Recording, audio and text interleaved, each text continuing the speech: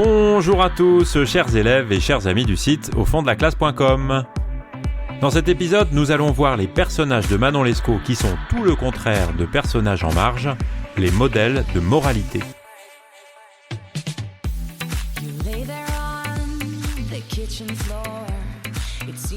Quand on lit le roman Manon Lescaut de l'abbé Prévost, il apparaît assez clairement qu'aux personnages en marge, c'est-à-dire Lescaut, Manon et d'une certaine manière aussi Des-Grieux, s'opposent des personnages qui apparaissent comme des modèles de moralité.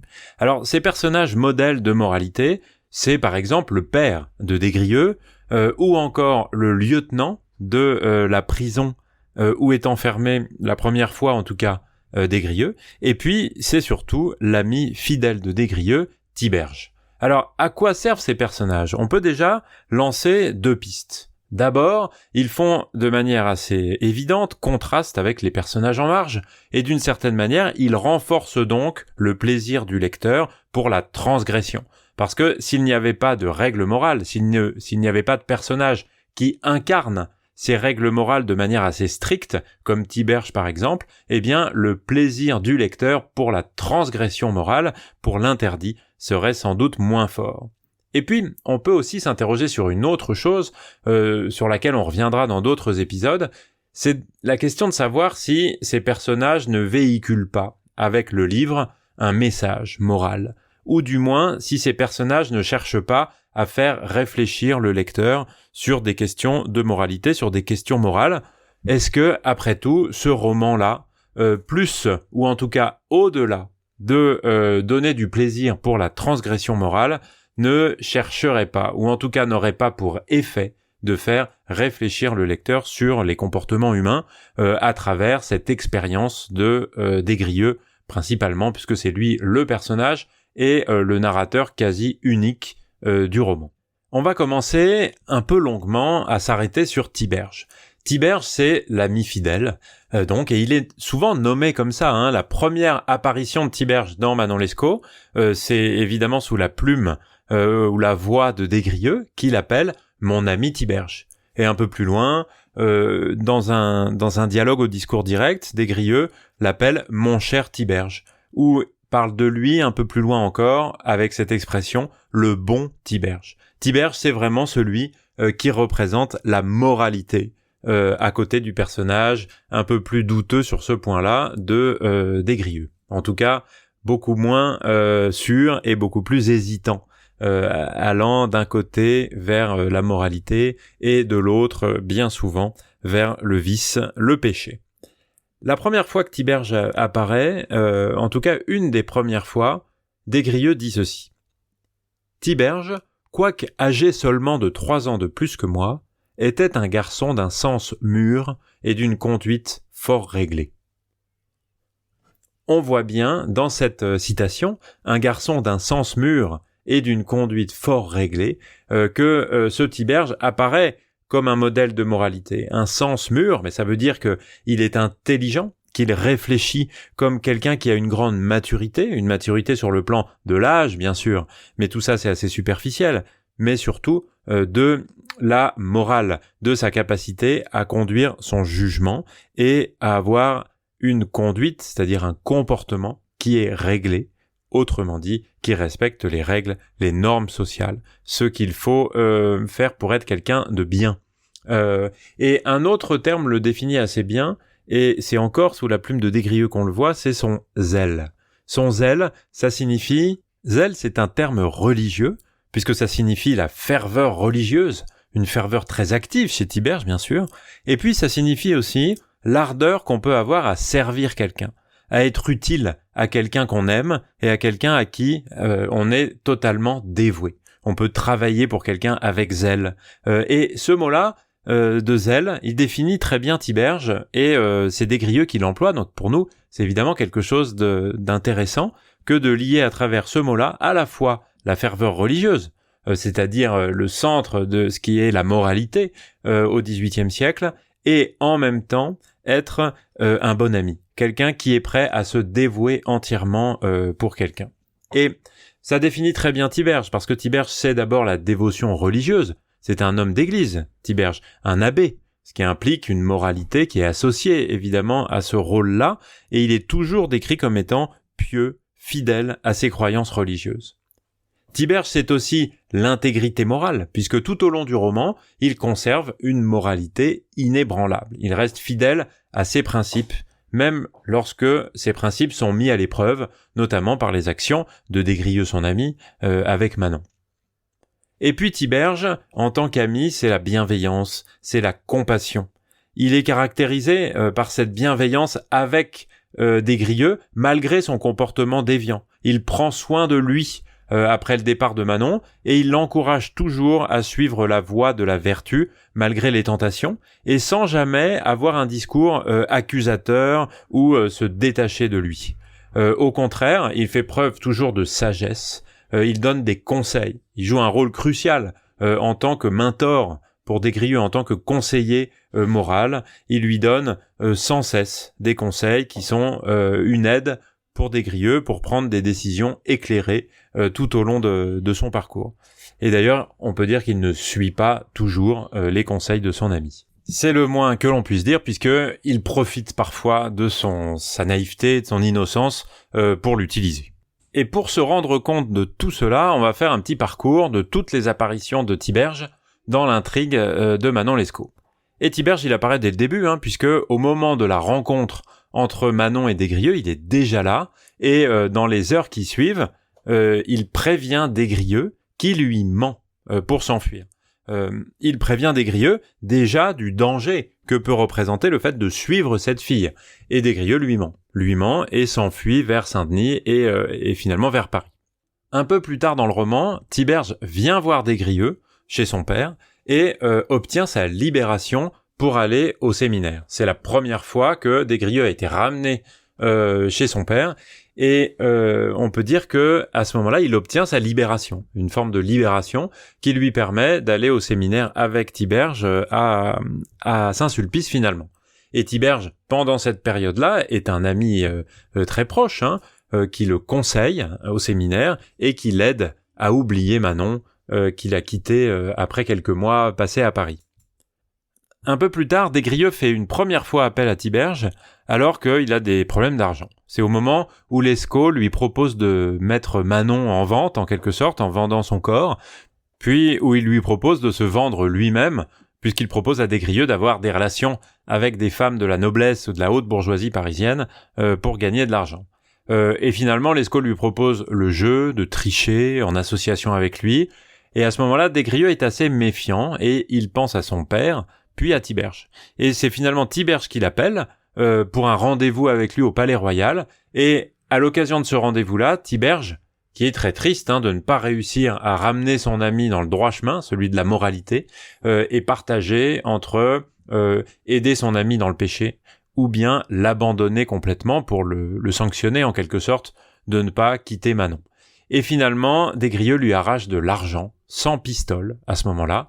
Et Des Grieux, qui est dans un premier temps un peu embarrassé d'avoir abusé son ami, rapidement n'est plus du tout embarrassé dès qu'il est de retour avec Manon, mais au contraire bien content d'avoir récupéré cet argent. Un peu plus tard, Tiberge vient voir son ami Des Grieux en prison. C'est au moment où le lieutenant a décidé 6 mois d'incarcération pour Des Grieux, et Des Grieux a demandé la visite de Tiberge, qui est à Saint-Sulpice, au séminaire encore à ce moment-là, mais il le demande avec un objectif qui n'est pas du tout moral, puisque son but c'est de contacter Lescaut à travers ce personnage tiers, afin de préparer son évasion. Et c'est de cette façon-là que Des Grieux rapporte l'aide de Lescaut. Je vous cite le passage. Tiberge vint me voir un jour dans ma prison. Je fus surpris du transport avec lequel il m'embrassa. Je n'avais point encore eu de preuve de son affection qui puisse me la faire regarder autrement que comme une simple amitié de collège, telle qu'elle se forme entre des jeunes gens qui sont à peu près du même âge. Je le trouvais si changé et si formé depuis 5 ou 6 mois que j'avais passé sans le voir, que sa figure et le ton de son discours m'inspirèrent du respect. Il me parla en conseiller sage, plutôt qu'en ami d'école. Il plaignit l'égarement où j'étais tombé.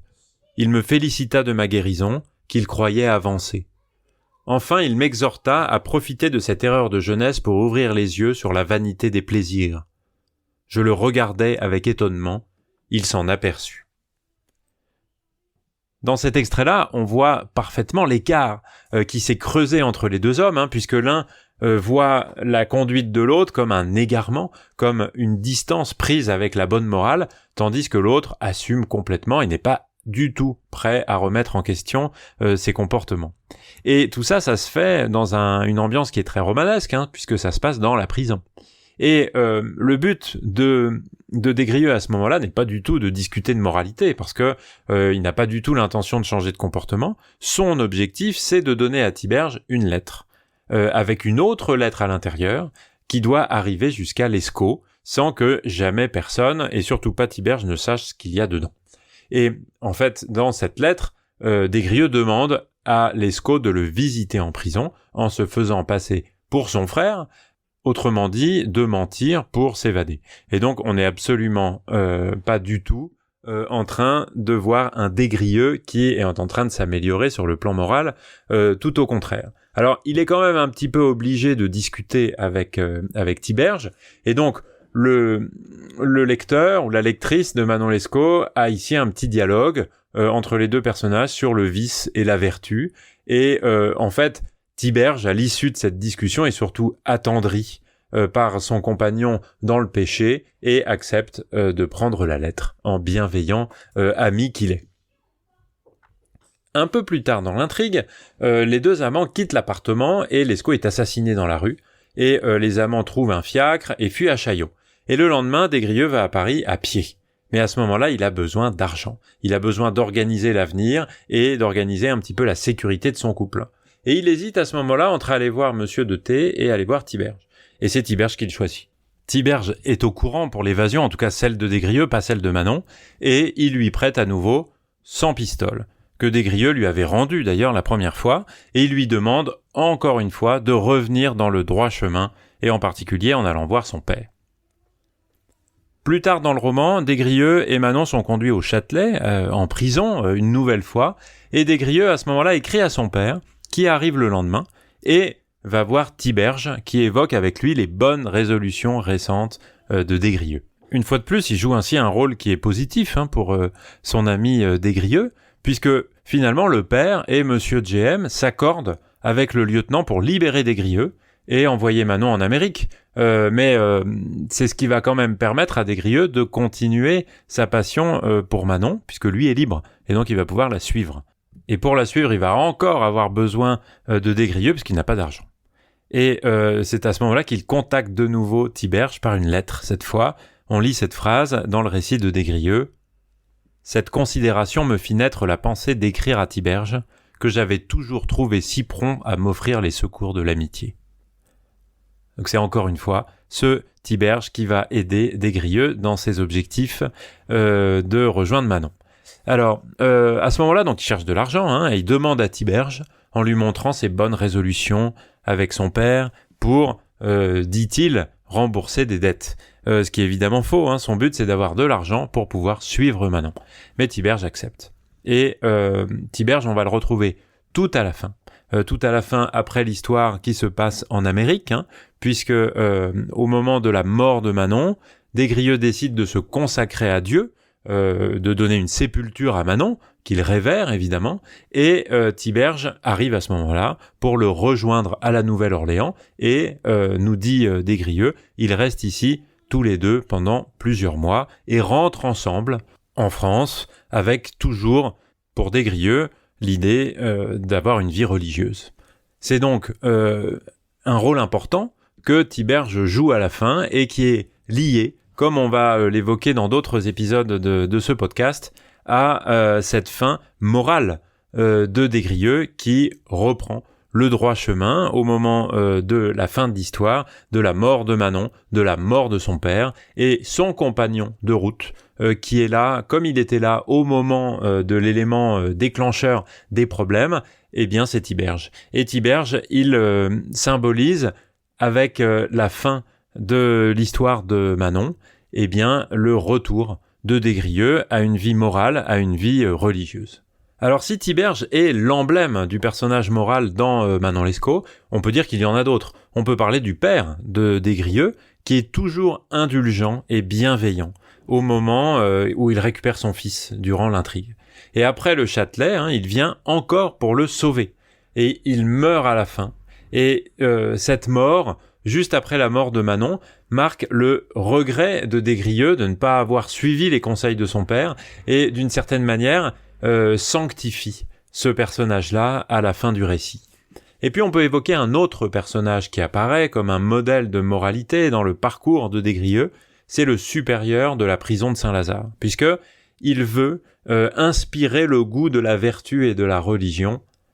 C'est Des Grieux qui le dit comme ça à Des Grieux. Et il manifeste beaucoup de bienveillance, d'amour, on pourrait presque dire, pour son prisonnier, puisqu'il se demande même, mais comment une personne si douce et si aimable a pu faire ça, a pu se retrouver ainsi dans le péché.